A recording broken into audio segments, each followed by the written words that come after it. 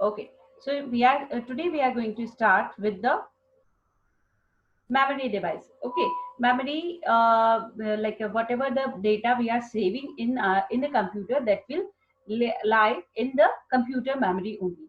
अब computer memory भी दो तरीके से होती है. Basically we have two types of memory, the main memory, or we can call it the primary memory, or the another one is the secondary memory that we will discuss afterward. Okay, so when first one is the main memory या primary memory हम जिसको बोलते हैं, उसमें क्या होता है, bits और बाइट्स का कॉम्बिनेशन हम सेव करके रखते हैं.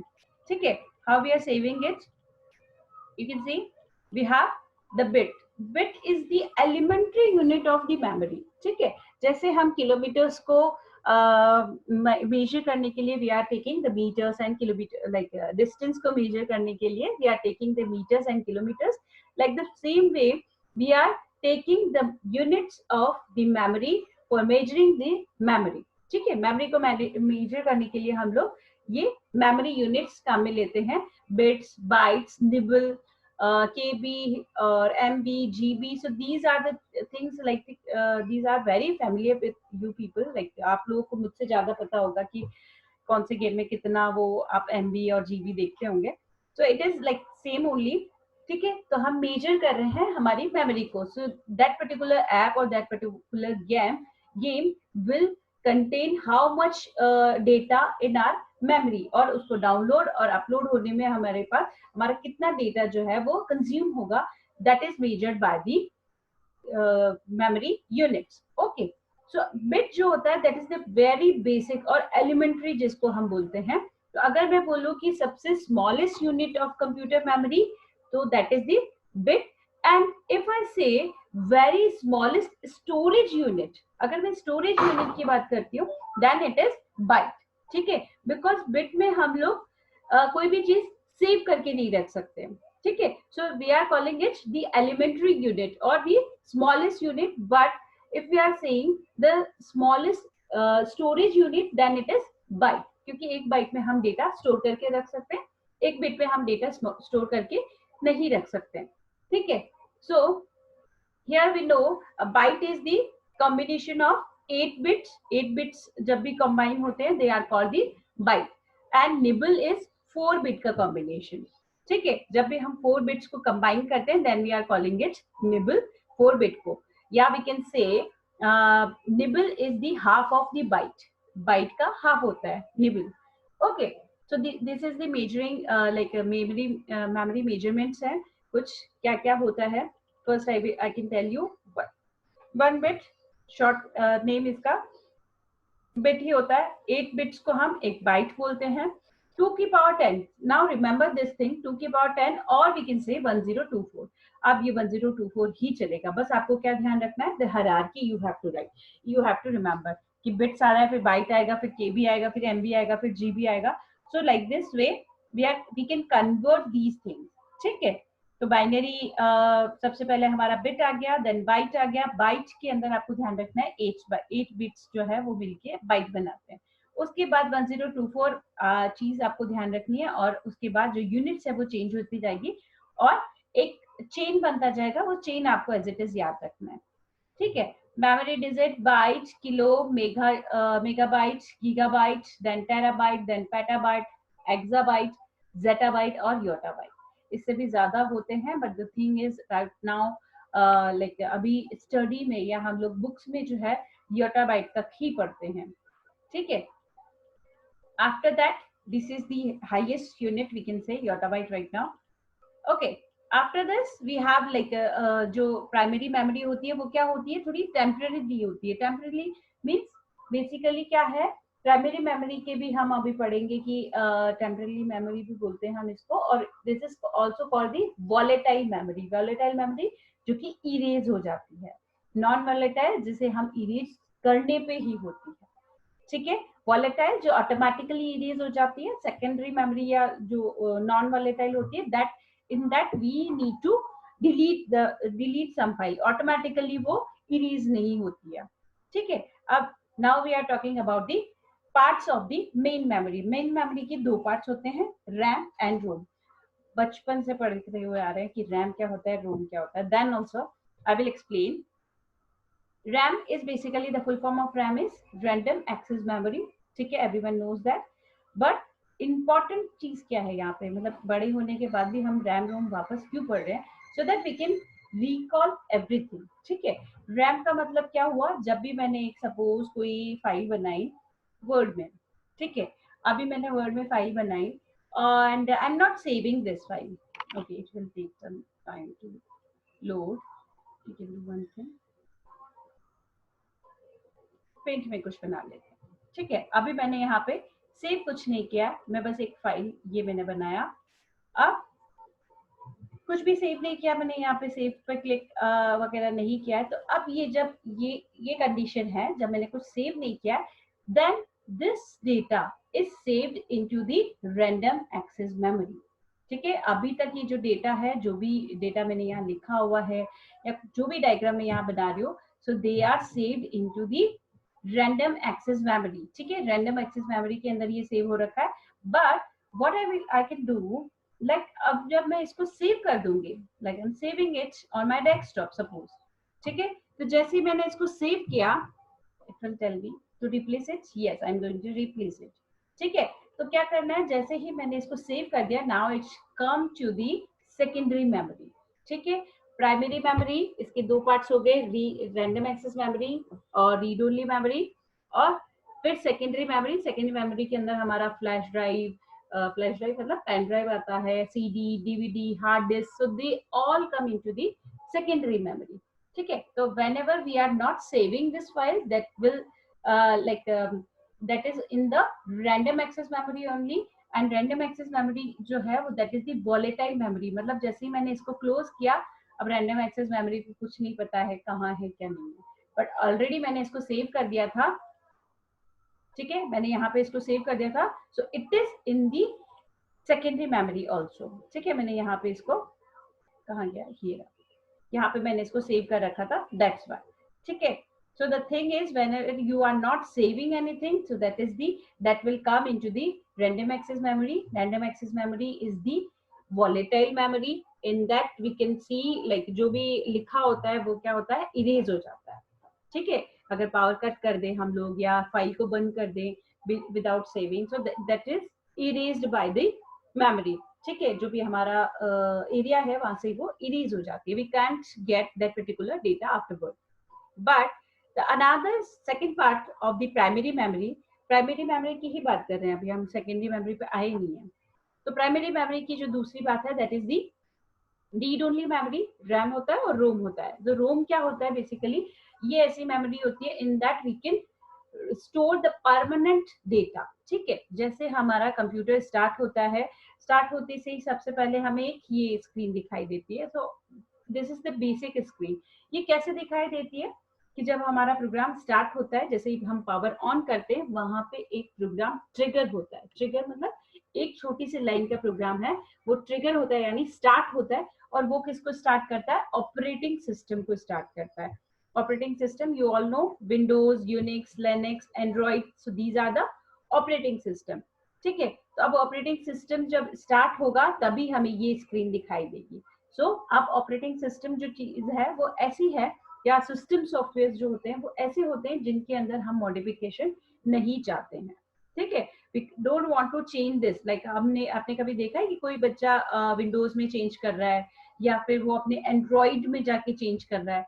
So that is not allowed. That's why जो ये इस टाइप के सॉफ्टवेयर जो होते हैं, जो कि सिस्टम को रन करने के लिए हमारे पास बहुत नेसेसरी है. Without operating system we can't work with the computer. तो बहुत ज्यादा जो नेसेसरी होते हैं और जिन्हें हमें सिक्योरिटी प्रोवाइड करनी है, उन सिस्टम्स को, उन सॉफ्टवेयर्स को वी आर पुटिंग और installed in the read only memory. जब हम कंप्यूटर खरीदते हैं तो कंप्यूटर जो ऑर्गेनाइजेशंस जो होती हैं वो इस मेमोरी के अंदर ये सारे सिस्टम सॉफ्टवेयर ऑलरेडी इंस्टॉल करके रख देती है. ठीक है, अब जब भी हम इनको ओपन करेंगे, we can't modify that particular area. Read only memory के अंदर हम लोग जो भी लिखते हैं वो हम मॉडिफाई नहीं कर सकते. But now these days what happened, अभी बाय मिस्टेक गलती से कोई रीड ओनली मेमोरी में हमने कुछ लिख दिया एट द कंपनी लेवल. ठीक है, हम तो लिख नहीं सकते, but at the company level also they have written something. तो अभी जो है वो थोड़ा मॉडिफाई होके रोम आने लगा है। तो उसमें क्या होता है, इलेक्ट्रॉनिक वेव्स के थ्रू उसमें डेटा आप इरेज कर सकते हो। सो like this way we can erase the data, but in a normal way we can't erase the data whatever written in the room. Okay, now the second one is the, तो ये हो गए parts primary memory की। अब हम cache memory की बात करते हैं। कैश मेमोरी का ये सिस्टम है कि जैसे सपोज ये है हमारी रजिस्टर्स। मैंने बताया था आपको रजिस्टर में जो लिखा होता है वही सीपीयू में एग्जीक्यूट होता है। ये हमारा रजिस्टर है, ये हमारी प्राइमरी मेमोरी है। ठीक है, अब क्या हो रहा है कि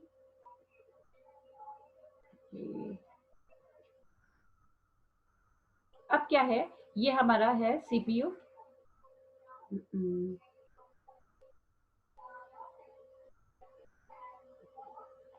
Where is that? ये है हमारा, अरे बाबा क्या है,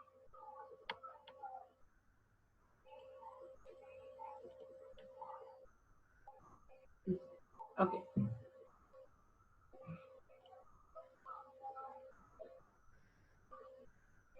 ये है हमारा CPU. Sorry I am writing like this.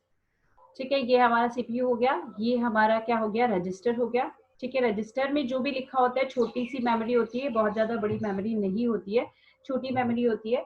और ये हो गया हमारा रैम, ये थोड़ी सी उससे बड़ी होती है। ठीक है, सो और ये है हमारा सपोज सेकेंडरी डिवाइस। ठीक है, जो भी हमारा ये सेकेंडरी डिवाइस है, हार्ड डिस्क और ये सारी चीजें वो ये है। यहाँ बीच में जो है वो आता है कैश मेमोरी। ठीक है, तो कैश मेमोरी कैसे वर्क करता है, this is the cache memory and this is basically the secondary memory. ठीक है, अब क्या होता है यहाँ पे, ओके सो अब यहाँ पे सबसे पहले सेकेंडरी मेमोरी में कोई भी डेटा है वो रैम में आएगा, रैम में इंस्टॉल होगा, और फिर अभी तक क्या होता था, रैम से डेटा ले लेके रजिस्टर के अंदर जाता था और रजिस्टर से डेटा लेके सीपीयू उसको एग्जीक्यूट करता था। अब सीपीयू ने एग्जीक्यूट कर दिया, सपोज यहाँ पे चार सेंटेंसेस थे, वो सीपीयू ने एग्जीक्यूट कर लिया। अब रजिस्टर क्या करेगा, पहले उनको रिलीज करेगा, फिर वो यहाँ पे ट्रेवल करेगा, रैम के अंदर जाएगा, जो दूसरे चार सेंटेंसेस है वो यहाँ से पिक करेगा और फिर वो वहां जाके रजिस्टर के अंदर उसको स्टोर करवाएगा। ठीक है, तो ये जो प्रोसेस होती थी, रैम के अंदर स्टोर होना, फिर रजिस्टर के अंदर स्टोर होना, फिर सीपीयू को एग्जीक्यूट करना, तो ये प्रोसेस जो था थोड़ा सा टाइम टेकिंग प्रोसेस था। और now this days you understand कि हम लोग हमेशा क्या चाहते हैं, हमारा जो कंप्यूटर है वो डे बाय डे ज्यादा से ज्यादा या स्पीड जो है उसकी और ज्यादा इंप्रूव करना चाहते हैं। तो हमने एक चीज इंट्रोड्यूस कर दी यहाँ पे, कैश मेमोरी। ठीक है, कैश मेमोरी का ये मतलब होता है कि एक खाली एरिया होता है, रजिस्टर क्या करेगा, रजिस्टर यहाँ से जो भी प्रोग्राम हमें एग्जीक्यूट करवाना होगा वो हम डायरेक्टली सेकेंडरी मेमोरी या रैंडम एक्सेस मेमोरी, जहां पे भी वो प्रोग्राम है, दोनों तरफ से हम उसको कैश में आके स्टोर करा देंगे। अब कैश क्या करेगा, फटाफट से रजिस्टर को 4 सेंटेंसेस दिया और फिर जैसे ही कंप्लीट हुआ रजिस्टर उसको नोटिफाई कर देगा मुझे नेक्स्ट 4 दो, तो वो नेक्स्ट 4 दे देगा। मतलब इसके पास एक तरीके से इंटरमीडिएट का वर्क करता है ये, किसके, सेकेंडरी और प्राइमरी मेमोरी के और रजिस्टर के बीच में, so that it can improve the speed of the computer. ठीक है, कंप्यूटर एग्जीक्यूशन की जो स्पीड है वो फास्ट होती जाएगी। बाकी इस ट्रांजेक्शन में जब हम रैड इनकी बात कर रहे थे, जब हम रजिस्टर और रैम से बात कर रहे थे, वो जब एग्जीक्यूट करते थे, डेटा को इधर उधर ट्रांसफर करते थे, उसमें बहुत टाइम ऐसा होता था कि जो हमारा सीपीयू है वो आइडियली बैठता था, यानी उसके पास कोई वर्क नहीं होता था बीच में करने को, ये इनकी ट्रांजेक्शन में इतना टाइम लग जाता था। So that's why we introduce this cache memory. अब कैश मेमोरी क्या करती है, सिंपली डेटा लेती है रैम से या सेकेंडरी मेमोरी, जहां पे भी वो डेटा होता है वहां से लेती है और रजिस्टर को वो प्रोवाइड करती रहती है टाइम बाय टाइम। ठीक है, जैसे ही रजिस्टर को 4 सेंटेंसेस चाहिए थे, दिया और एग्जीक्यूट करवा, रजिस्टर नोटिफाई कर देगा कि मेरे पास खाली हो चुका है, वो नेक्स्ट 4 फटाफट से उसको प्रोवाइड कर देगा। ठीक है, तो ये हो गया एक तरीके से इंटरमीडिएशन का काम हो गया, इससे हमारी जो डेटा है, जो स्पीड है एग्जीक्यूशन की, वो इंक्रीज हो जाती है। ठीक है, और टाइम टू टाइम सीपीयू क्या होता है, मैन मेमोरी से जो डेटा लोड होके आता है कैश मेमोरी में, वो सीपीयू जो है उसको डायरेक्टली भी रीड कर सकता है। सीपीयू कैसे रीड कर रहा है, सीपीयू के अंदर ही हमारा रजिस्टर है, that's why it is written like CPU. ठीक है, जब हमने सीपीयू पढ़ा था उसी टाइम पे हमने रजिस्टर देखे थे। ठीक है, तो कैश मेमोरी क्या करती है, it improves the speed of the computer. ठीक है, after that we have storage unit. Secondary storage मतलब जो भी हमारा एक्स्ट्रा डेटा, जो अब क्योंकि हमारी प्राइमरी मेमोरी जो होती है वो हमेशा लिमिटेड होती है।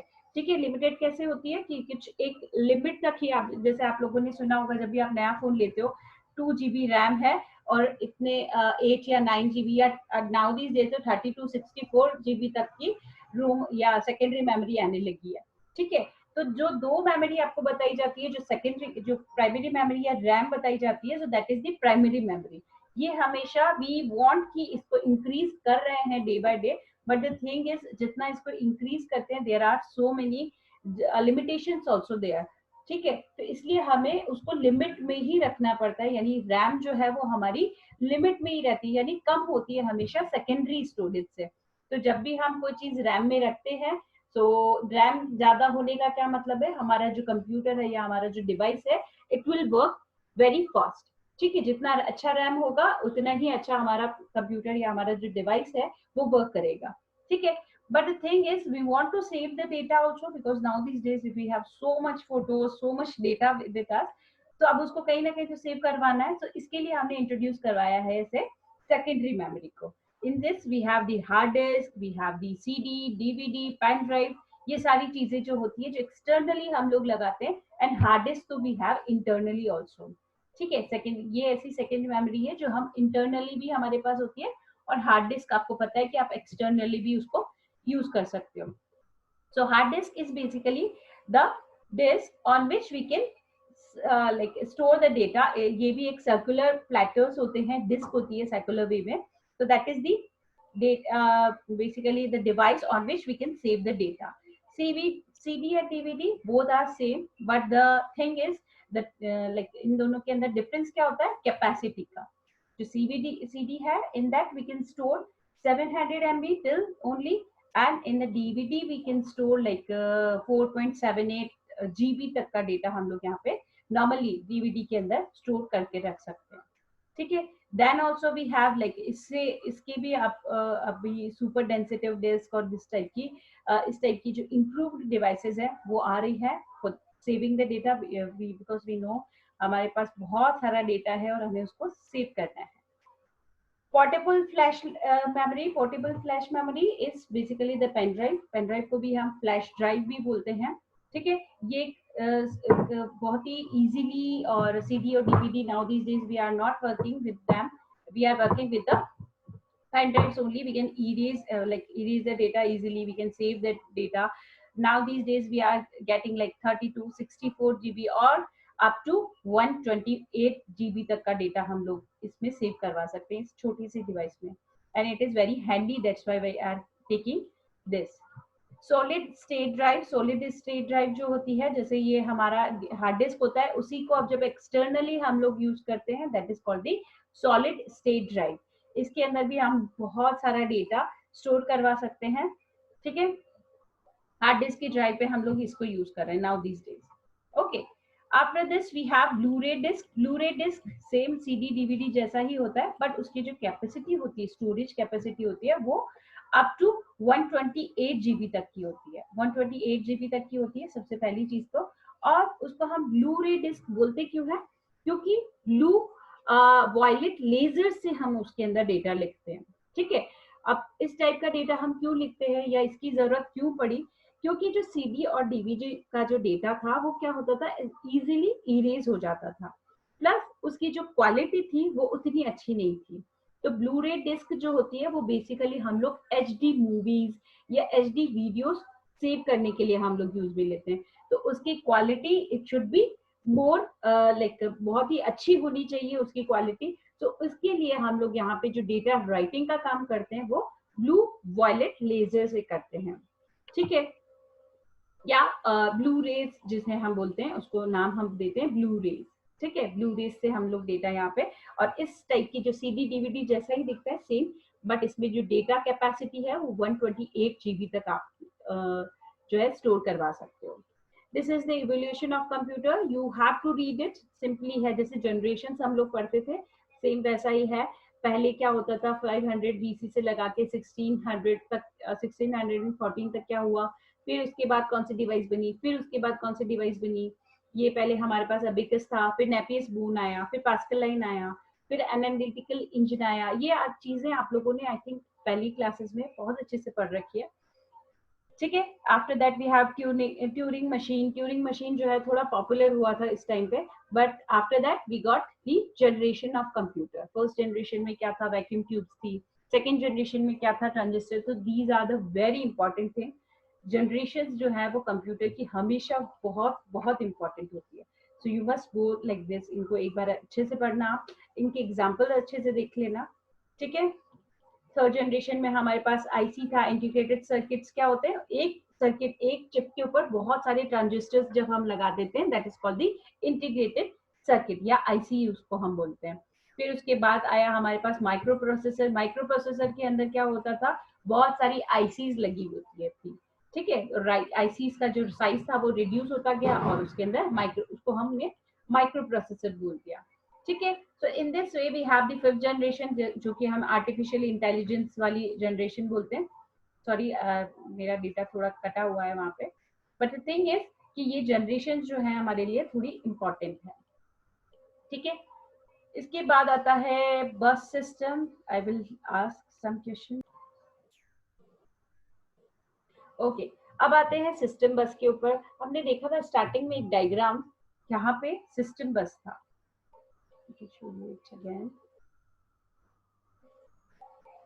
Yeah, this one is system bus.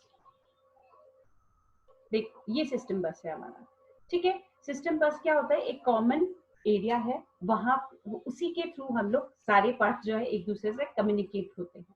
जैसे इनपुट डिवाइसेस अपना डेटा सिस्टम बस को देगा, सिस्टम बस जो है उस डेटा को सीपीयू तक पहुंचाएगा। आउटपुट यूनिट जो है वो अपना डेटा कहाँ से फैच करेगा, सीपीयू से, थ्रू सिस्टम बस। Storage units also have to share their data with the system bus. Then system bus will share this data to the CPU, ठीक है। तो सिस्टम बस जो है एक तरीके से backbone of the computer we can say. अब किस टाइप का डेटा हम वहां पे शेयर कर रहे हैं, उसी अकॉर्डिंग उस सिस्टम बस का नाम हमने रख दिया। सिस्टम बस के भी अलग अलग पार्ट्स कर दिए। इनपुट आउटपुट डेटा जो लेके जा रही है उसको इनपुट आउटपुट सिस्टम बस बोल दिया। आउटपुट जो मेमोरी का डेटा लेके जा रही है उसको हमने मेमोरी बस सिस्टम बस बोल दिया। इस तरीके से अलग अलग नाम हमने उस सिस्टम बस के दे दिए। जैसे फर्स्ट जो है डेटा कैरी जो कर रही है, जो पार्ट जो है सिस्टम बस का जो डेटा कैरी करता है उसको हमने डेटा बस बोल दिया। कंट्रोल इंस्ट्रक्शन, कंट्रोल इंस्ट्रक्शंस कौन देता है, सीपीयू देता है। किसको, अदर यूनिट्स को। तो वो जो कंट्रोल इंस्ट्रक्शन जो कैरी करता है उस पार्ट को हमने कंट्रोल बस बोल दिया। मेमोरी एड्रेसेस या मेमोरी से रिलेटेड डेटा जो भी कैरी करता है उसको हमने एड्रेस बस नाम दे दिया। इनपुट आउटपुट से रिलेटेड जो भी डेटा है उसको हमने नाम आईओ बस दे दिया। So in this way we have given the name of the system bus. System bus के अलग अलग पार्ट्स को हमने अलग अलग नाम दे दिया, दैट्स द होल थिंग, ठीक है। अब कंप्यूटर सिस्टम एंड डेटा, अब क्या हो रहा है कि कंप्यूटर सिस्टम में हम डेटा कैसे कैप्चर करते हैं, ठीक है, उसका दोनों का कनेक्शन हम लोग बताने वाले।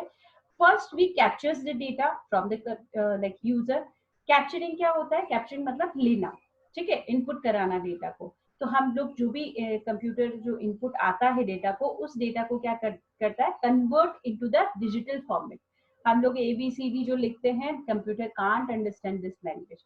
तो जैसे हमने मेरे कीबोर्ड से मैंने लिखा A, सो दिस मीन्स अब कंप्यूटर के लिए इसका मतलब क्या हुआ, ये उस डिजिटल फॉर्मेट में उसको चेंज करता है। डिजिटल फॉर्मेट मतलब 0101 के कॉम्बिनेशन में उसको चेंज कर देता है, because computer can understand the machine language only. 01 का जो कॉम्बिनेशन है सिर्फ वही कंप्यूटर अंडरस्टैंड करता है, otherwise it can't understand anything, ठीक है।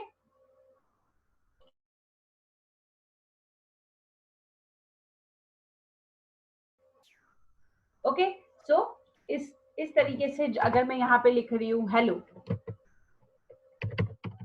तो अब यहाँ पे क्या होगा, हेलो अगर मैंने लिखा है, जो मैंने एंट्री की है डेटा की, अब कंप्यूटर उसको किसी न किसी डिजिटल फॉर्मेट में चेंज कर देगा, यानी उसको बाइनरी फॉर्मेट में चेंज कर देगा, and then it will go to the computer, ठीक है।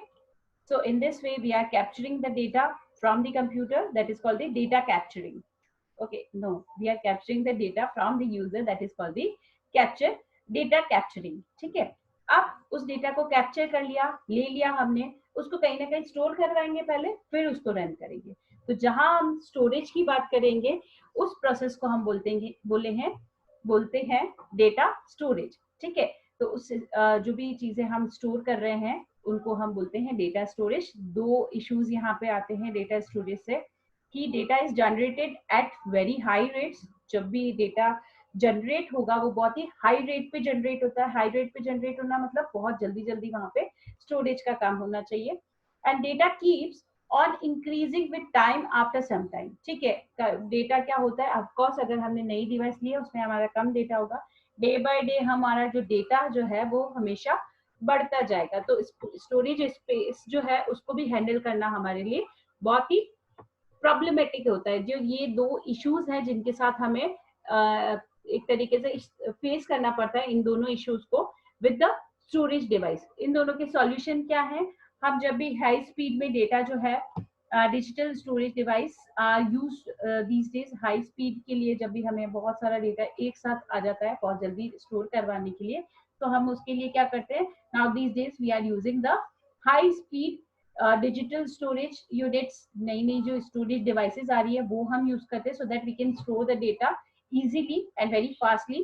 एंड स्टोरेज यूनिट को हमें टाइम बाय टाइम अपग्रेड करना होता है, so that we can like there are so many software also जो कि आपके स्टोरेज यूनिट को अपग्रेड करने का काम करते हैं। लाइक यूटिलिटी सॉफ्टवेयर है वहाँ पे, डिस्क क्लीनअप, डिस्क मैनेजमेंट, इस टाइप के सॉफ्टवेयर आते हैं। वो क्या करते हैं, आपके जो स्टोरेज कैपेसिटी है उसको बढ़ा देते हैं। कैसे, अनरिलेवेंट जो डेटा होता है उसको क्लीन अप कर देते हैं, क्योंकि हमारे टाइम जैसे हम उस कंप्यूटर के साथ वर्क कर रहे हैं, डे बाय डे उसमें क्या होता है, टेम्पररी फाइल या जंक फाइल्स जो है वो बहुत सारी स्टोर होने लगती है, तो उस स्टोरेज को वो क्लीन कर देता है। तो इसीलिए हम लोग बोलते हैं पीरियोडिकली यानी टाइम बाय टाइम हम लोगों को इस टाइप के सॉफ्टवेयर के साथ डील करना चाहिए, so that we are device can work smoothly.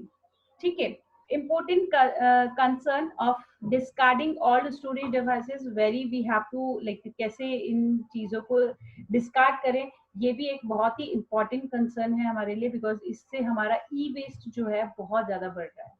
ठीक है, so this is the important concern.